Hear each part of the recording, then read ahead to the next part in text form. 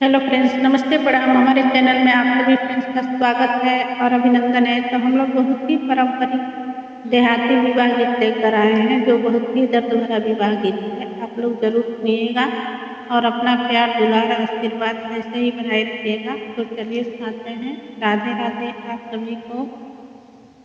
अरे रोवे लयकवा ना हो पापा, फाटेला हो करे जावा।